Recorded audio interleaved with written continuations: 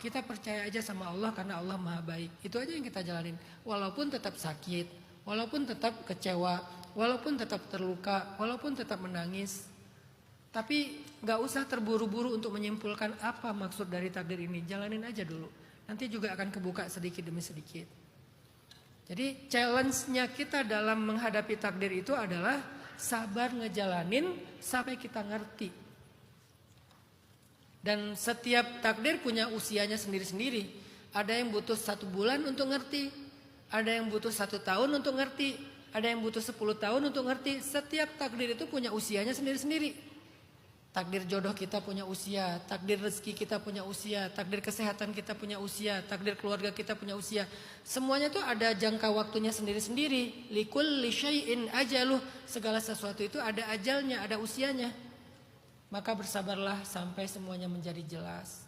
Semoga keputusan Mbak yang ini untuk kemudian berhenti, bercerai, itu adalah yang paling maslahat untuk dia dan anak-anaknya. Terus bagaimana dengan anak-anak? Memang salah satu kebutuhan anak-anak, terutama di usia dini 10 tahun pertama, adalah sosok yang utuh, perempuan dan laki-laki dalam hidup mereka. Ibu dan ayah. Kalau sosok ayah ini nggak bisa dia dapatkan, walaupun orangnya ada tapi nggak jadi nggak jadi teladan, nggak jadi seseorang yang bisa diikuti, maka semoga dia dapat sosok ayah yang lain. Bisa jadi pamannya, bisa jadi kakeknya. Kan Nabi juga nggak punya ayah tapi punya paman. Sehingga paman adalah ayah bagi Nabi yang mengajarkan sisi-sisi maskulin, leadership, hal-hal dari keayahan.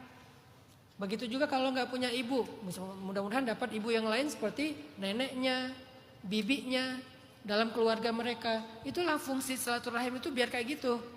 Walaupun itu nggak terlalu populer di masyarakat kita di Indonesia. Di Indonesia itu wali-wali itu baru ngumpul kalau bagi warisan ya. Kalau lagi ada masalah pada hilang gitu. Harusnya kalau lagi ada masalah kayak gini pada ngumpul. Pamannya, ayahnya, kakeknya, siapa lagi? Kakaknya gitu. Bahkan sampai wali, gurunya, ustadznya, hakimnya, semuanya pengen support.